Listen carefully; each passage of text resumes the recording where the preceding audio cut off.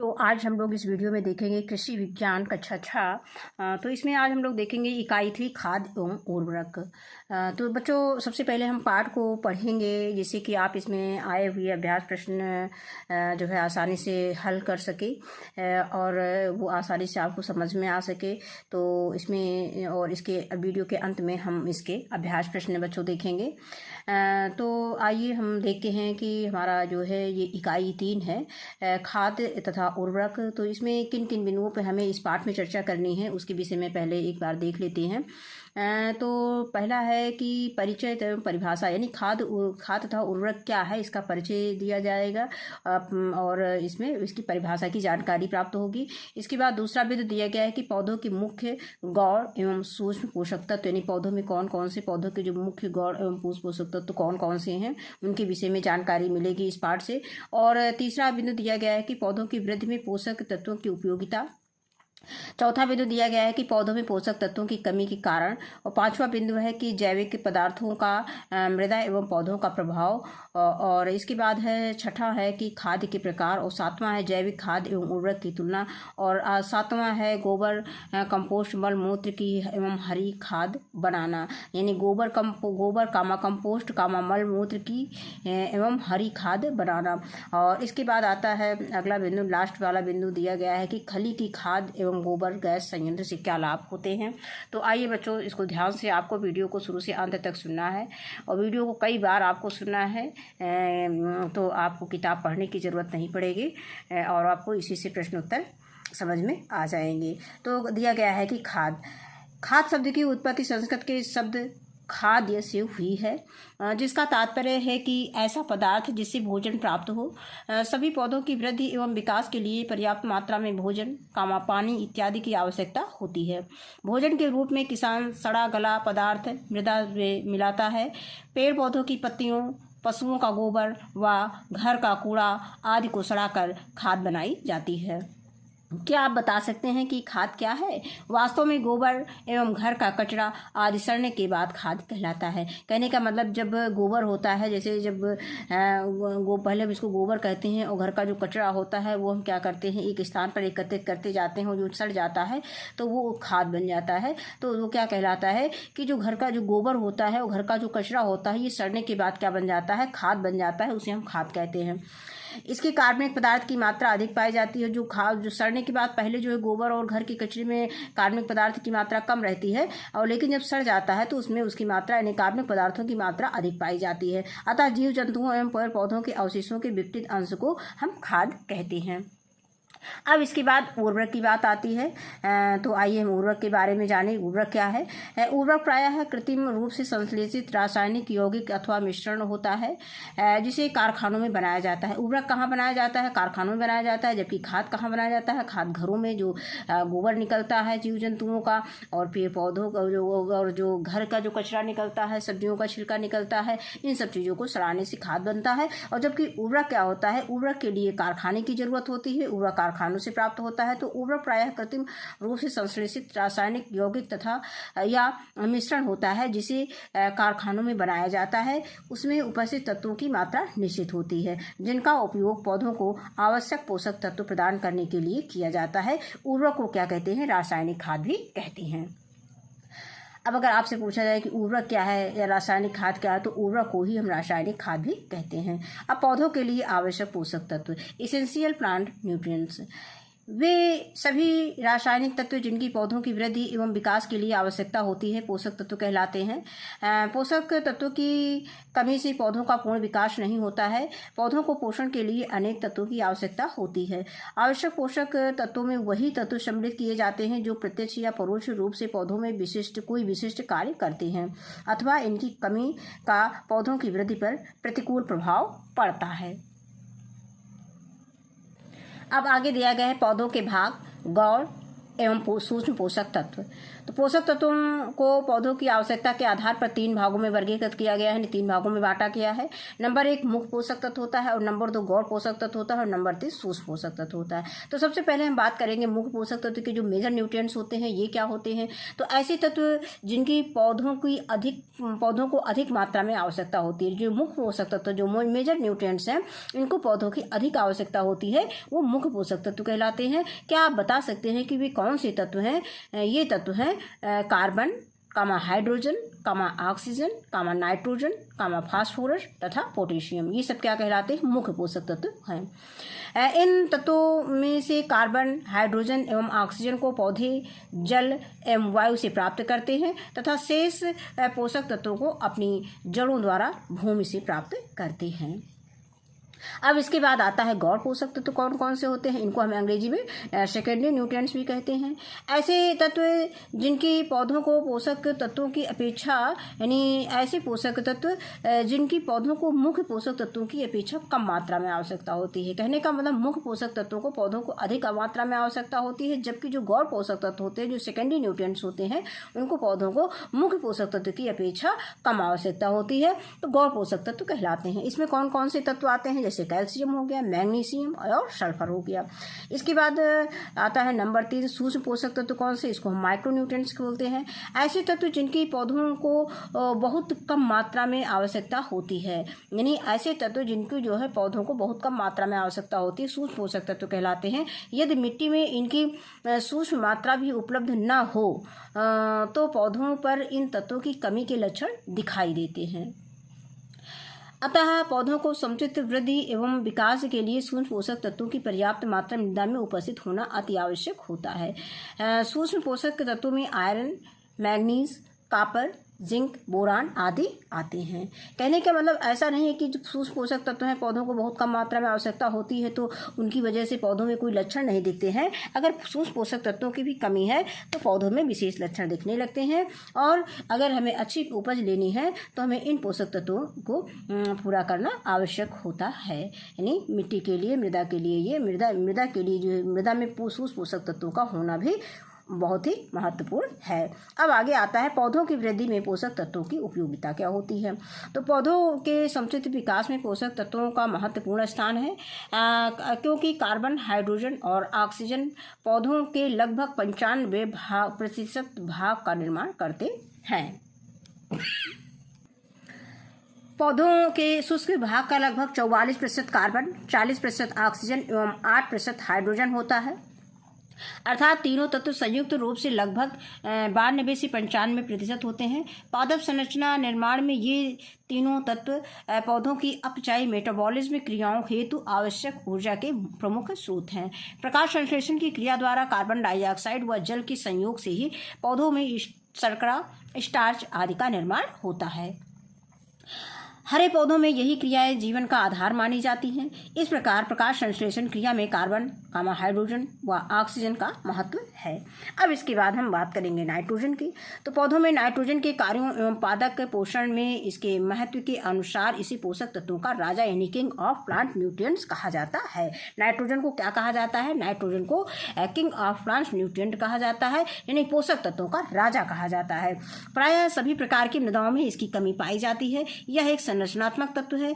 क्या आप जानते हैं कि नाइट्रोजन का पौधों में क्या कार्य होता है? तो आइए हम देखते हैं कि क्या कार्य होता है। तो पहला है कि नाइट्रोजन पौधों में गहरा रंग क्लोरोफिल उत्पन्न करता है, यानी पौधों में अगर पत्तियों का रंग गहरा हरा रंग नहीं है तो समझ लीजिए कि उसमें नाइट्रोजन की कमी है।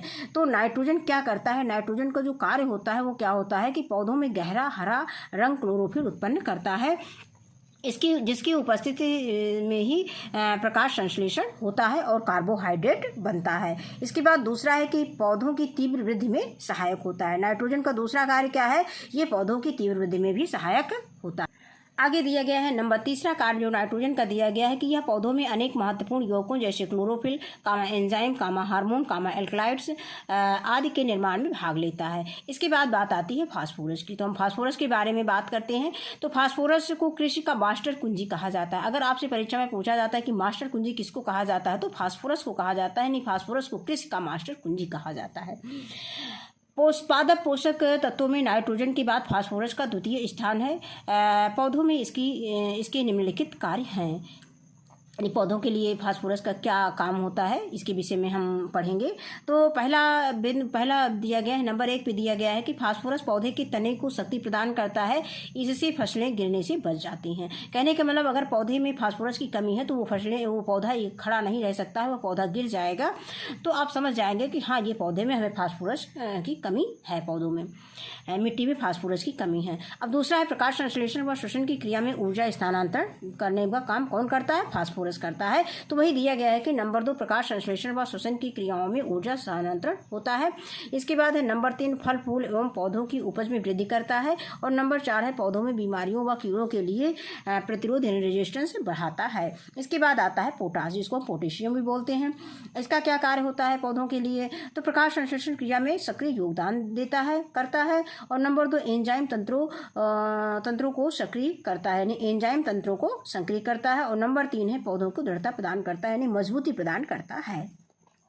अब इसके बाद आगे आता है कि पौधों में मुख्य पोषक तत्वों की कमी के क्या लक्षण हैं। तो पौधों को निम्नलिखित पोषक तत्वों की आवश्यकता पड़ती है, जैसे नाइट्रोजन, कामा फास्फोरस, कामा पोटाश, कामा कैल्शियम, कामा मैग्नीशियम, कामा और सल्फर। इन पोषक तत्वों की कमी की पहचानने योग्य लक्षण निम्नलिखित हैं। अब इन पोषक तत्वों की जो पोषक तत्व इसमें दिए गए हैं, इन पोषक तत्वों की अगर कमी हो जाती है तो हम कैसे पहचान करते हैं पौधे को देखकर? तो सबसे पहले बात करते हैं नाइट्रोजन की। तो नाइट्रोजन में कौन कौन से लक्षण आते हैं? अगर मिट्टी में नाइट्रोजन की कमी है तो हम कैसे जानेंगे कि मतलब उसमें फसलों में या पौधों में क्या लक्षण उत्पन्न होते हैं? उन लक्षणों के आधार पर हम कैसे पता करेंगे कि नाइट्रोजन की कमी है? तो नंबर 1 है लक्षण सर्वप्रथम पुरानी पत्तियों पर प्रकट होती है। और नंबर 2 है पूरी पत्ती नसों सहित पीली पड़ जाती है। और नंबर 3 है कि पत्तों में किसी भी रंग के धब्बे नहीं पड़ते हैं, पत्ती पर नंबर 3 है पत्ती पर किसी भी रंग के धब्बे नहीं पड़ते हैं। और नंबर 4 है कि पत्तियां भंगुर हो जाती हैं और मोड़ने पर चटक कर टूटती हैं। और नंबर 5 है पौधा बौना रह जाता है, यानी बढ़ता नहीं है। इसके बाद है फास्फोरस। अगर फास्फोरस की कमी है तो क्या होता है? तो नंबर 1 है लक्षण सर्वप्रथम पुरानी पत्तियों पर प्रकट होते हैं। नंबर 2 है कि पत्ती किनारों में नीली हरी होना प्रारंभ हो जाती है और अंततः पूरी पत्ती नीली हरी हो जाती है। और तीसरा लक्षण है कि पौधों में जड़ों का विकास नहीं होता और तथा तेज हवा चलने पर पौधे उखड़ जाते हैं। और चौथा है कि तने पर लाल बैंगनी धारियां पड़ जाती हैं। अब इसके बाद हम बात करेंगे पोटेशियम की। तो पोटेशियम के क्या लक्षण है? नंबर 1 है सर्वप्रथम पुरानी पत्तियों पर प्रकट होते हैं। और नंबर 2 है पत्तियां किनारों से पीली पड़नी प्रारंभ करती हैं और अंततः पूरी पत्ती पीली पड़ जाती है। और नंबर 3 है पत्तियों पर ऊतक क्षय के कारण क्षय मतलब ऊतक के नष्ट होना को मतलब ऊतक क्षय के कारण धब्बे पड़ते हैं। कहने के मतलब पत्तियों पर ऊतक क्षय के कारण काले धब्बे पड़ते हैं।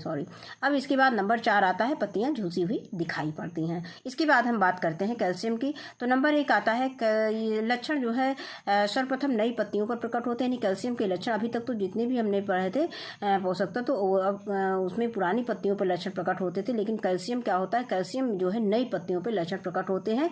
नंबर 2 है कि चोटी की कलिका मर जाती है। और नंबर 3 है मुख्य तने के निचले भाग से शाखाएं समूह से निकलते हैं। और नंबर 4 है तने से चिपचिपा पदार्थ निकलता दिखाई पड़ता है। इसके बाद हम बात करेंगे मैग्नीशियम की।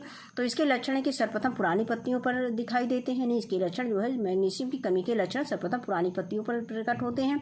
और नंबर 2 है शिराओं के बीच का स्थान पीला पड़ जाता है जबकि शिराएं हरी रहती हैं। और नंबर 3 है पत्ती पर बैगनी रंग के धब्बे पड़ते हैं। और नंबर 4 है तना सामान्य से चिपटा हो जाता है। इसके बाद है सल्फर। तो लक्षण सर्वप्रथम नई पत्तियों पर प्रकट होते हैं। नाइट्रोजन के समान पूरी पत्ती पीली पड़ जाती है। और नंबर 3 आता है पत्ती पर धब्बे नहीं पड़ते हैं। इसके बाद है जैविक पदार्थों का मृदा एवं पौधों पर प्रभाव, यानी जैविक पदार्थों का मृदा और पौधों पर क्या प्रभाव पड़ता है उसके विषय में हम पढ़ेंगे। तो जैविक पदार्थों का मृदा और पौधों पर निम्नलिखित प्रभाव पड़ता है।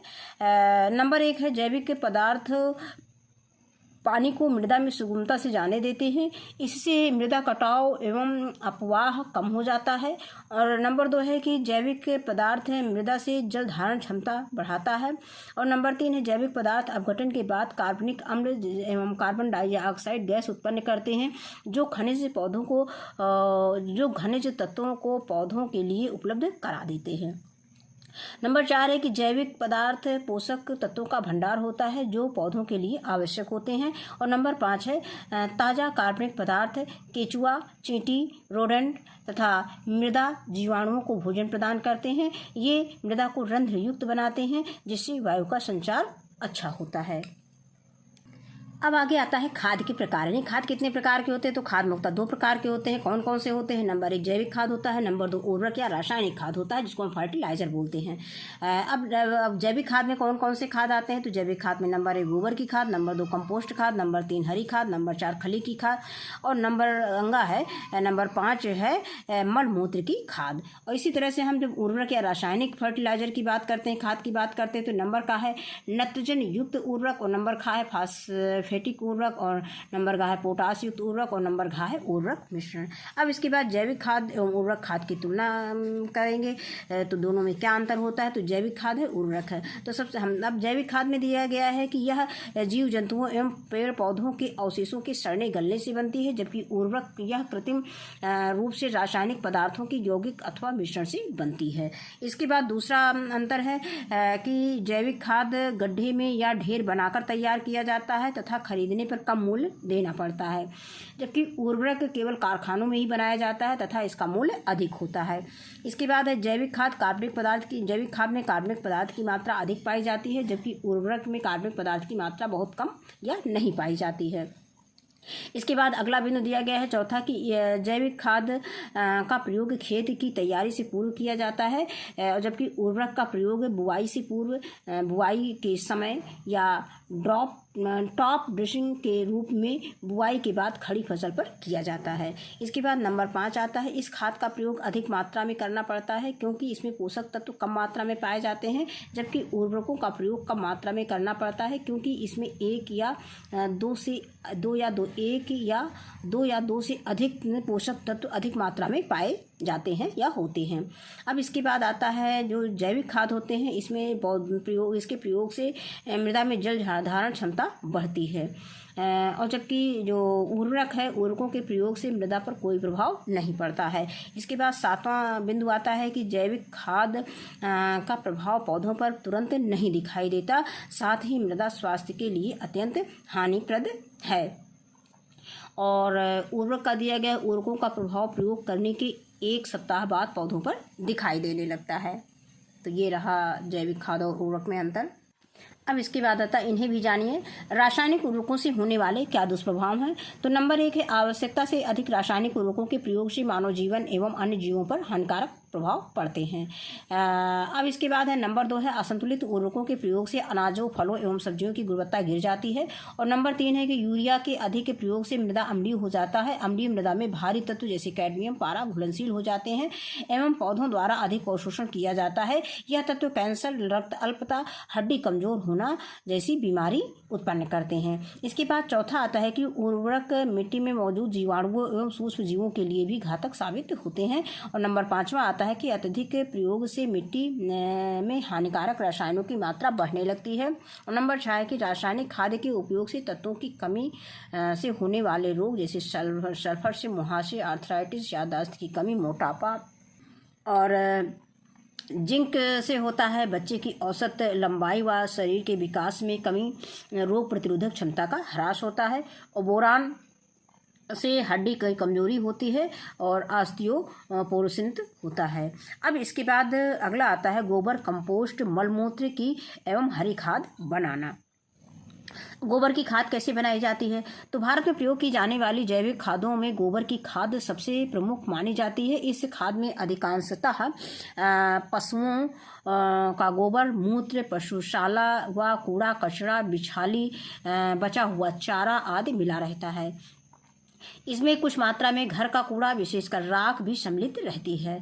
इसमें गोबर की मात्रा अधिक होने के कारण इसे गोबर की खाद कहते हैं। क्या आप जानते हैं कि गोबर की खाद कैसे तैयार की जाती है?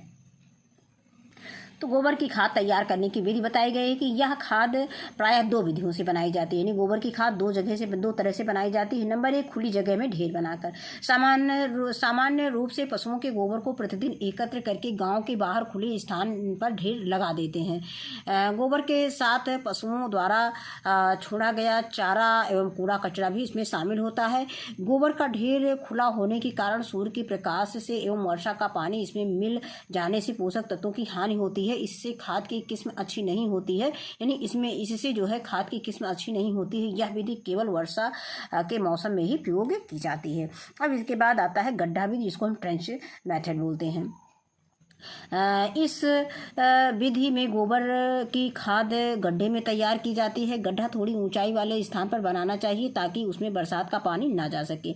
गड्ढे का आकार पशुओं की संख्या के अनुसार घटाया बढ़ाया जा सकता है। एक बड़े और अधिक लंबे चौड़े गड्ढे की अपेक्षा कई छोटे छोटे गड्ढे बनाना अधिक उचित रहता है। सामान्यतः गड्ढे का आकार 3 मीटर लंबा और 2 मीटर चौड़ा और 1 मीटर गहरा उचित होता है। कच्चे गड्ढे की अपेक्षा सीमेंट से बना पक्का गड्ढा सर्वोत्तम होता है, क्योंकि इसमें खाद के घुलनशील तत्वों का भूमि में नीचे रिसाव नहीं हो पाता है। इस गड्ढे में पशुओं का गोबर, मूत्र, बिछाली आदि भर देते हैं। भरे हुए गड्ढे को 6 सेंटीमीटर मोटी मिट्टी की तह से ढक दिया जाता है और गोबर को सड़ने के लिए छोड़ दिया जाता है। इसी प्रकार की क्रिया दूसरे गड्ढों में भी करनी चाहिए। लगभग 5-6 महीने के बाद यानी महीने में गोबर की खाद बनकर तैयार हो जाती है, जिसमें औसत रूप से 0.5% नाइट्रोजन और 0.3% फास्फोरस तथा 0.5% पोटास जो तत्व पाए जाते हैं।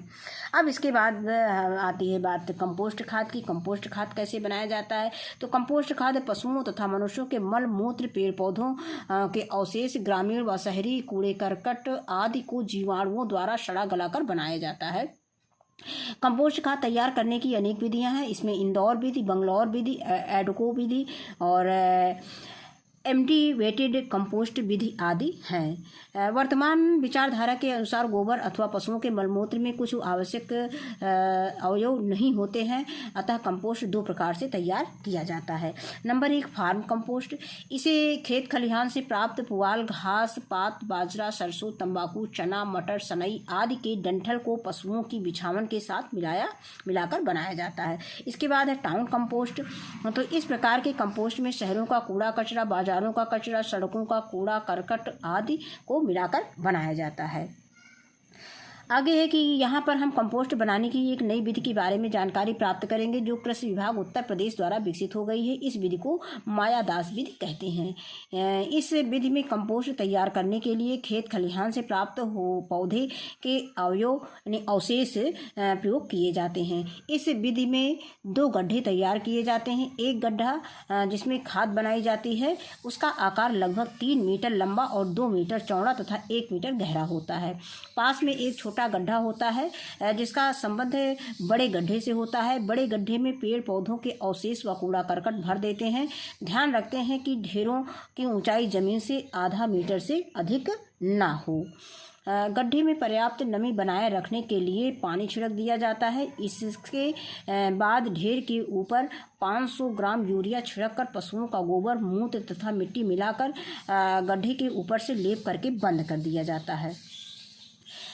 पास में बने गड्ढे में कूड़ा करकट नहीं भरते हैं। क्या आप जानते हैं कि इसे क्यों बनाते हैं? बड़े गड्ढे में भरे हुए कार्बनिक पदार्थों को सड़ाने के लिए सूक्ष्म जीवों की सक्रियता आवश्यक होती है। छोटे गड्ढे का संबंध बड़े गड्ढे से बड़े गड्ढे से एक पतली नाली से रहता है, जो जीवाणुओं को ऑक्सीजन प्रदान करता है। फलस्वरूप खाद कम समय में तैयार हो जाती है। इस विधि से कंपोस्ट बनाने में प्रयोग किए जाने वाले पदार्थों को पलटने की आवश्यकता नहीं होती है, जिससे किसान के श्रम व धन की बचत होती है।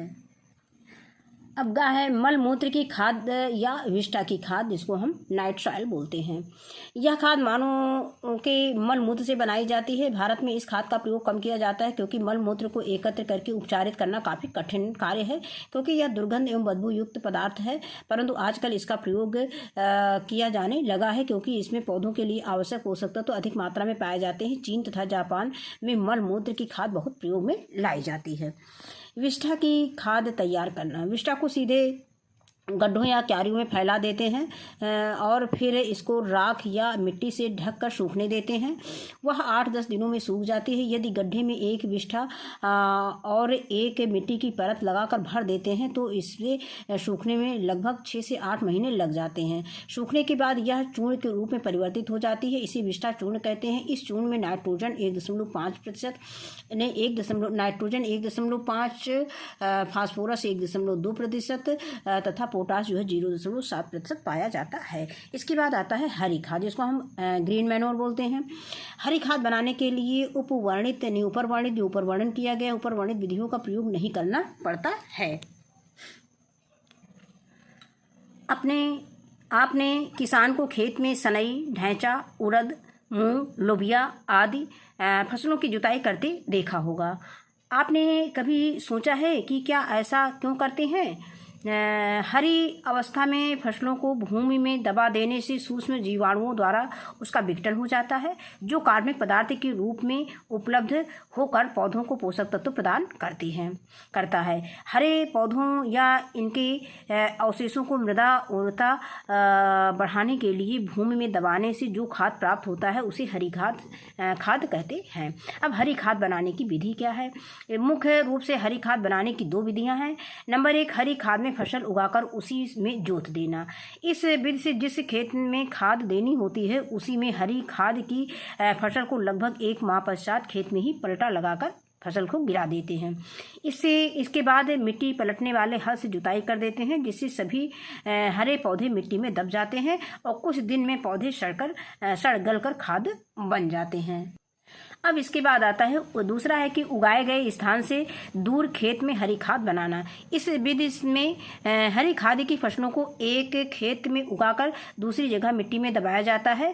पेड़ों की हरी पत्तियां एवं शाखाएं भी एकत्रित करके खेत में दबाई जाती हैं।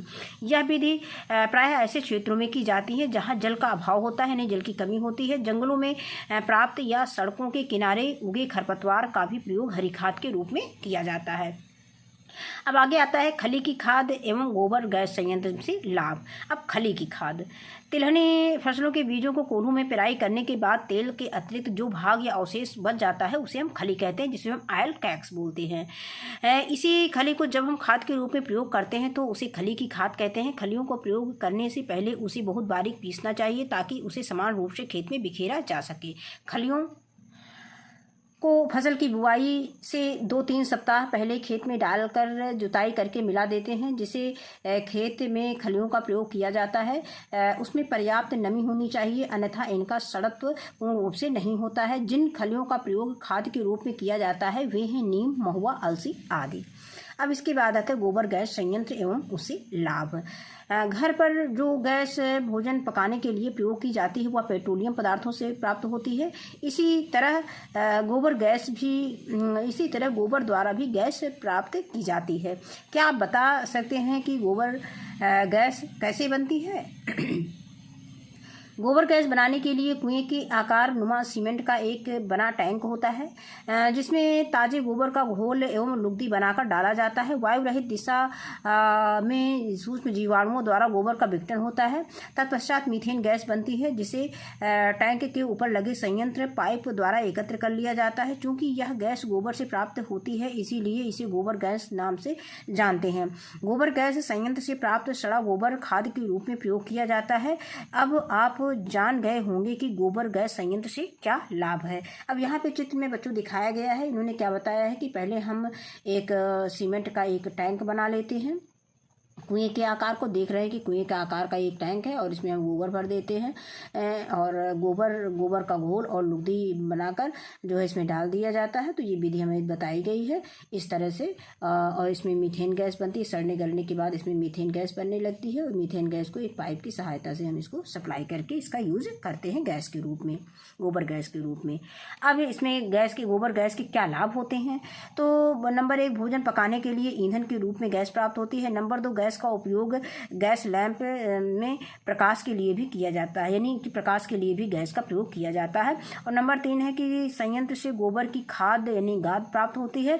और नंबर 4 है इस गाद से सामान्य गोबर की खाद से कई गुना पोषक तत्व पाए जाते हैं, यानी जो इससे खाद हमें मिलती है उसमें जो है अन्य खाद की अपेक्षा कई गुना पोषक तत्व इसमें पाए जाते हैं। इन्हें भी जानिए। वर्मी कंपोस्ट किसे कहते हैं? वर्मी कंपोस्ट का अर्थ है केचुए से तैयार खाद। केचुए कूड़ा करकटों, फलों अथवा सब्जियों के अवशिष्टों तथा सब्जियों के अवशिष्ट, फसलों के अवशेष आदि को आहार के रूप में लेकर उन्हें जैविक खाद के रूप में परिवर्तित कर देते हैं। इस क्रिया को वर्मी कंपोस्टिंग कहते हैं। वर्मी कंपोस्ट तैयार करने के लिए किसी छायादार ऊंचे स्थल पर 60 से 90 सेंटीमीटर गहरा गड्ढा तैयार करके उसमें नीचे ईंट बिछा देते हैं। इसके ऊपर 3 से 5 सेंटीमीटर बालू, फिर 12 से 15 सेंटीमीटर दोमट मिट्टी बिछाते हैं। इस मिट्टी पर पानी का हल्का छिड़काव करके एक परत गोबर डालकर केंचुओं को छोड़ देते हैं। लगभग 20 से 25 दिन तक उचित नमी बनाए रखते हैं। 26वें दिन घरेलू कूड़ा कचरा आदि डालकर गड्ढे को पूरा भर देते हैं।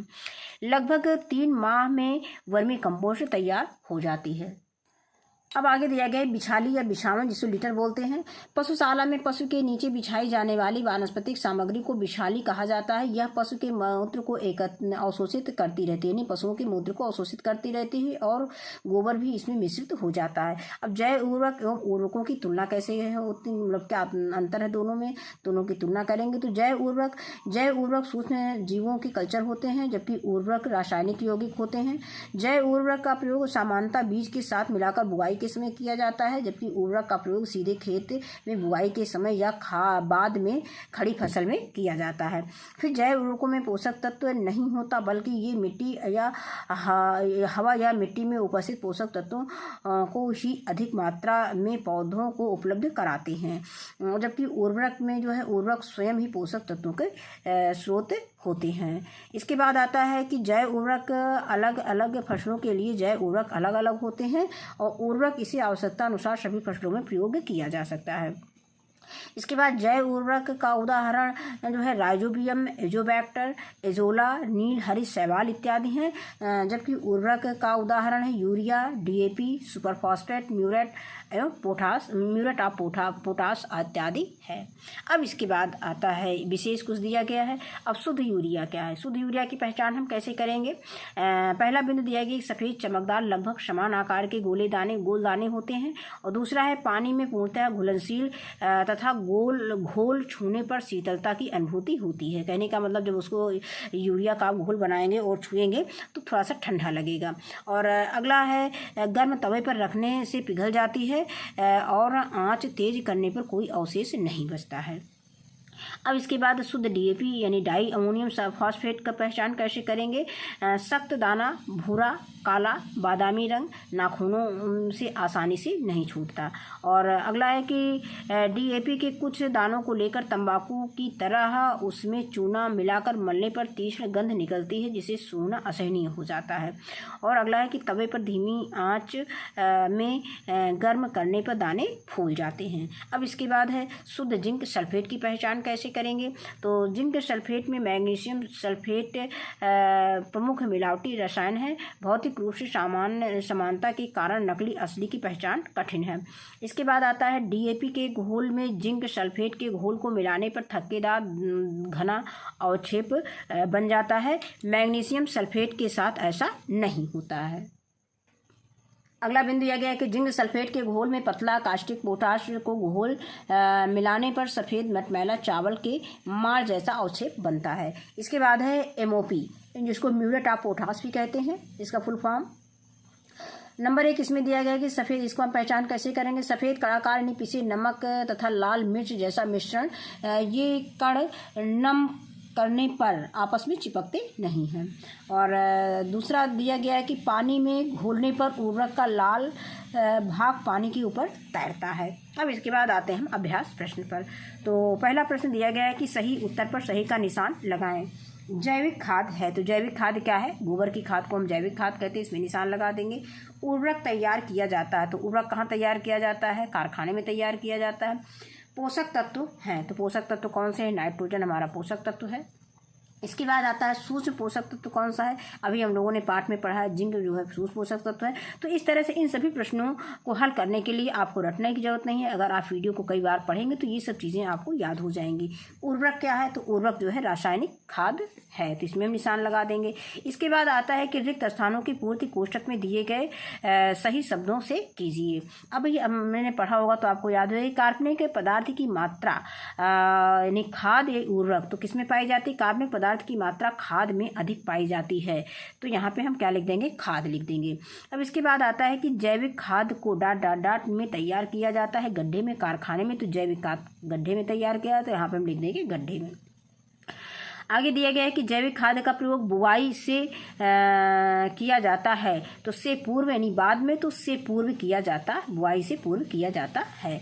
अब इसके बाद आगे है घाह पशुओं के नीचे बिछाई जाने वाली वानस्पतिक सामग्री को डाट कहते हैं, क्या कहते हैं, कूड़ा कचरा कहते हैं, कि बिछाली, इसको बिछाली कहते हैं। अब इसके बाद अंगा आता है कि तिलहनी फसलों के बीजों से तेल निकालने के बाद शेष भाग को डाट कहते हैं, छिलका कहते हैं, खली कहते हैं, तो इसको हम खली कहते हैं।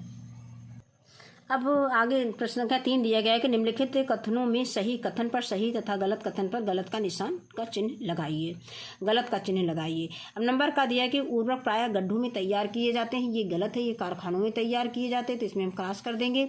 जैविक खाद्य में पोषक तत्वों की मात्रा निश्चित होती है, तो ये गलत है, इसमें भी क्रॉस का निशान लगा देंगे।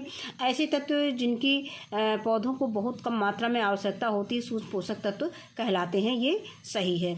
इसके बाद आता है कि हरी खाद पौधों को मिट्टी में दबाकर तैयार की जाती है, ये भी सही है। इसके बाद आता है कि कैल्शियम को पोषक तत्वों का राजा कहा जाता है, ये भी आपको ये गलत है।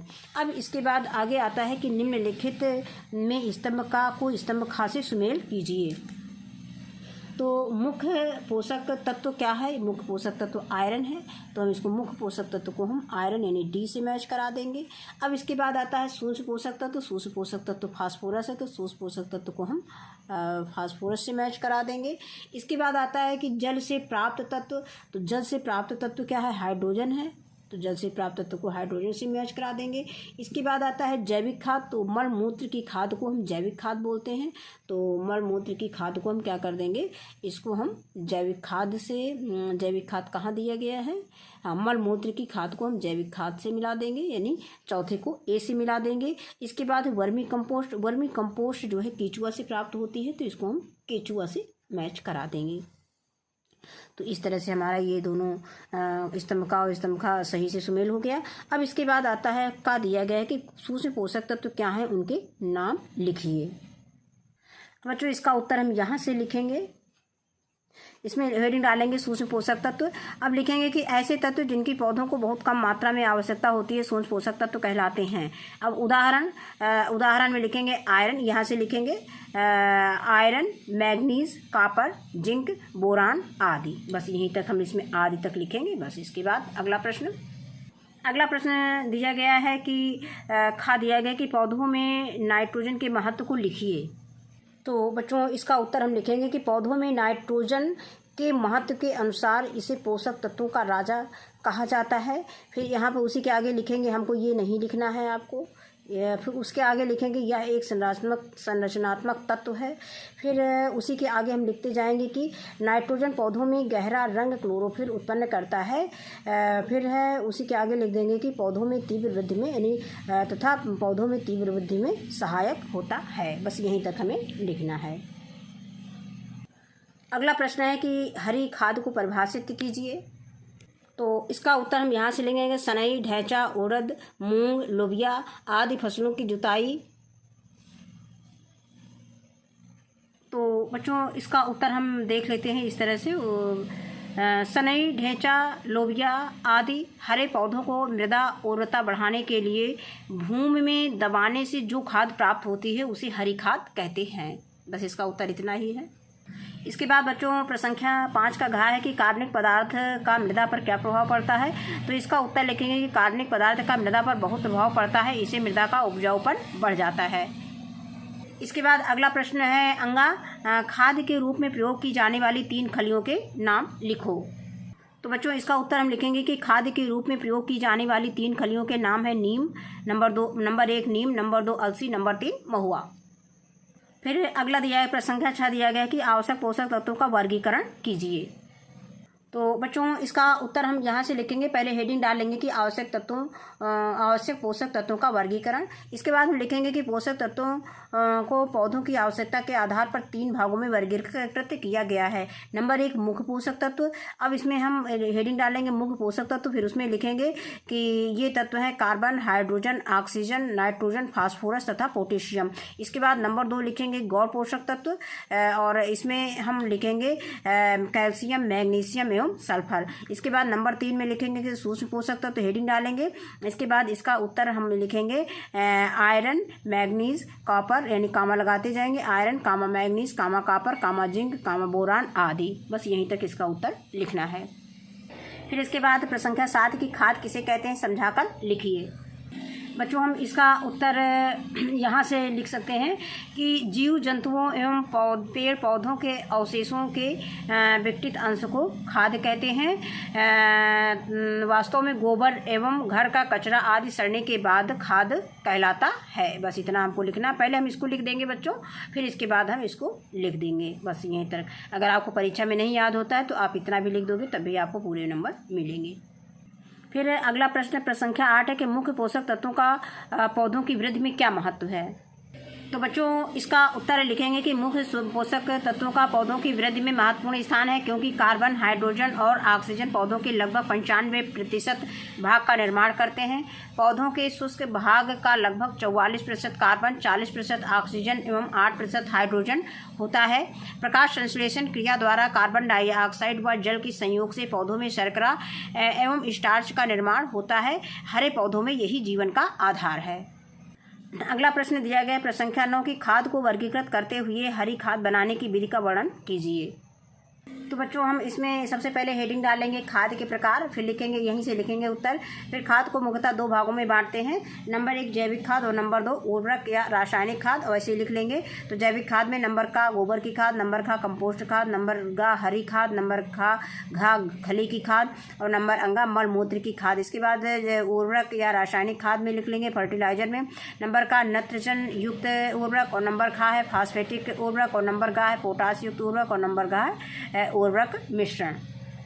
इसके बाद बच्चों हरी खाद बनाने की विधि, तो इसमें आप हेडिंग डाल दीजिए हरी खाद बनाने की विधि। फिर यहाँ से लिख दीजिए कि ये हरी अवस्था में यहाँ पे लिख दीजिए कि सनई, ढैंचा, उड़द, मूंग, लोबिया आदि की फसलों को यहाँ पे आदि की फसलों को भूमि में दबा देने से सूक्ष्म जीवाणुओं द्वारा उसका विघटन हो जाता है, जो कार्बनिक पदार्थों के रूप में उपलब्ध होकर पौधों को पोषक तत्व प्रदान करता है। हरे पौधों या इनके अवशेषों को मृदा उर्वरता बढ़ाने के लिए भूमि में दबाने से जो खाद प्राप्त होती है उसे हरी खाद कहते हैं। बस इतना ही लिखना है, यहीं तक इसका उत्तर हो जाएगा। बच्चों यहाँ से आपको शुरू करना है। हरी खाद हेडिंग डालेंगे। इसके बाद लिखेंगे कि सनई, ढैंचा, यानी यहाँ पे ये भी लिख सकते हैं किसान खेत को, यानी आप यहीं से लिख सकते हैं कि खेत में, चाहे तो आप यहाँ से लिख लें सेंटेंस आप पूरा करने के लिए, तो लिख दें कि खेत में सनई, ढैंचा, उड़द, मूंग, लोबिया आदि फसलों को, यहाँ पे लोबिया आदि तक लिखेंगे आदि, फिर यहाँ से लिखेंगे आदि फसलों को भूमि में दबा देने से, फिर इसके बाद यहाँ तक हम इसका उत्तर लिख लेंगे। अगला प्रश्न संख्या 10 दिया गया कि गोबर गैस संयंत्र से होने वाले लाभों का वर्णन कीजिए। तो बच्चों इसको हम लिखेंगे गोबर गैस संयंत्र से लाभ, ये गोबर गैस संयंत्र के से लाभ। तो यहाँ पे लिखेंगे उत्तर की भोजन बनने के इस संयंत्र से निम्नलिखित लाभ है, यानी गोबर गैस संयंत्र से निम्नलिखित लाभ है। नंबर 1 भोजन पकाने के लिए ईंधन के रूप में गैस प्राप्त होती है। अगर आपको ना समझे केवल आप लिख लीजिए गोबर गैस संयंत्र से लाभ। इसके बाद यहाँ से लिखना शुरू कर दीजिए कि नंबर 1 भोजन पकाने के लिए ईंधन के रूप में गैस प्राप्त होती है। नंबर 2 गैस का उपयोग गैस लैंप में प्रकाश के लिए भी किया जाता है। नंबर 3 है संयंत्र से गोबर की खाद प्राप्त होती है। इस खाद में सामान्य गोबर की खाद से कई गुना अधिक पोषक तत्व पाए जाते हैं। बस यहीं तक आपको इसका उत्तर लिखना है। फिर बच्चों अगला प्रश्न है 11 है कि पौधों में नाइट्रोजन की कमी के लक्षण लिखिए। तो बच्चों इसका उत्तर हम यहाँ से लिखेंगे उत्तर यहाँ पे लिख लेंगे पौधों में नाइट्रोजन की कमी से लक्षण। नंबर 1 सर्वप्रथम लक्षण सर्वप्रथम पुरानी पत्तियों पर प्रकट होते हैं। नंबर 2 पूरी पत्ती नसों सहित पीली पड़ जाती है। और नंबर 3 है यहाँ पे पड़ जाती है, ये प्रिंट गलत है। फिर नंबर 3 है पत्ती पर किसी भी रंग के धब्बे नहीं पड़ते हैं। नंबर 4 है पत्तियाँ भंगुर हो जाती हैं और मोड़ने पर चटक कर टूटती हैं। और नंबर 5 है पौधा बौना बना रह जाता है, यानी बौना बना रह जाता है, बढ़ता नहीं है। इसके बाद है प्रसंख्या 12 की निम्नलिखित में संकेतों के अनुसार शब्द पूरा करें। ऊपर से नीचे की ओर अब हमें ये दिया गया है, इसमें हमें इसको पूरा करना है। तो इसके लिए सबसे पहले हम इसको लिख लेते हैं। हमें ऊपर से नीचे भरना है कि उर्वरक बनाने का स्थान कारखाना और जल से प्राप्त होने वाला तत्व ये हाइड्रोजन है। और फिर इसके बाद है नंबर 3 में आता है कि मल मूत्र की खाद को विष्टा चूर्ण बोलते हैं। नंबर 4 है रासायनिक खाद्य सामग्री फर्टिलाइजर कहलाता है। इसके बाद आगे दिया गया है नंबर 5 पर पोषक तत्वों का राजा नाइट्रोजन होता है। गौर नंबर 6 गौर पोषक तत्व सल्फर होता है। और नंबर 7 होता है पशुओं के नीचे बिछाई जाने वाली वनस्पति को हम विषाली बोलते हैं। अब हम इसी के अनुसार जो नंबर दिए गए हैं इनमें हम भर देंगे। तो अब देखिए सबसे पहले नंबर 1 पर हमारा आता है उर्वरक बनाने का स्थान। तो उर्वरक बनाने का स्थान क्या कहलाता है? कारखाना। तो हम इसको कारखाना लिख देंगे क्योंकि हमको इसको ऊपर से नीचे लिखना था। अब इसके बाद नंबर 2 पे क्या दिया गया है? जल से प्राप्त होने वाले तत्व। तो नंबर 2 पे जल से प्राप्त होने वाला तत्व कौन सा? हाइड्रोजन है। तो यहाँ पर हम हाइड्रोजन हा लिखा हुआ है, ई और ड्रोजन, तो ये हमारा क्या बन गया? हाइड्रोजन बन गया। और इसके बाद नंबर 3 पर हम आते हैं। तो नंबर 3 में दिया गया है कि मल मूत्र की खाद को हम विष्टा चूर्ण बोलते हैं। तो इसको हम अगर ऐसे लिख देंगे विष्टा चूर्ण, तो विष्टा हो गया और ये चूर्ण हो गया, तो विष्टा चूर्ण हो गया। इसके बाद नंबर 4 में दिया गया है रासायनिक खाद्य सामग्री। तो ये फर्टिलाइजर कहलाती है। तो नंबर 4 पे आते हैं। तो रासायनिक खाद्य सामग्री, इसको हम फर्टिलाइजर बोलते हैं, फर्टिलाइजर। ये कॉलम हमारा पूरा हो गया। अब इसके बाद आता है नंबर 4 हो गया। अब इसके बाद नंबर 5 पर आता है पोषक तत्वों का राजा। तो हम जानते हैं पोषक तत्वों का राजा नंबर 5 पे। नंबर 5 कहाँ दिया गया? ये दिया। तो पोषक तत्वों का राजा क्या होता है? नाइट्रोजन होता है। तो इसमें हम नाइट्रोजन लिखा हुआ है, ई लिख देंगे तो नाइट्रोजन बन जाएगा। ये हमारा ये नाइट्रोजन बन गया। अब इसके बाद नंबर 6 पर आते हैं। तो गौर पोषक तत्व। तो गौर पोषक तत्व क्या होता है? सल्फर होता है। नंबर 6 कहाँ पे लिखा गया है इसमें? नंबर 6 ये सल्फर। तो यहाँ पे हम लिख देंगे सल्फर। तो गौर पोषक तत्व तो सल्फर हो गया। इसके बाद नंबर 7 आता है कि पशुओं के नीचे बिछाई जाने वाली वानस्पतिक क्या कहलाती है? विछाली कहलाती है। तो नंबर 7 पे आ जाइए, ये हो जाएगा विछाली। तो इस तरह से ये हमारा का पूरा होता है। तो ग्रिड हमारा इस तरह से कंप्लीट होता है और यहीं पर हमारा ये चैप्टर समाप्त होता है। इस वीडियो में बस इतना ही। वीडियो देखने के लिए बहुत बहुत धन्यवाद।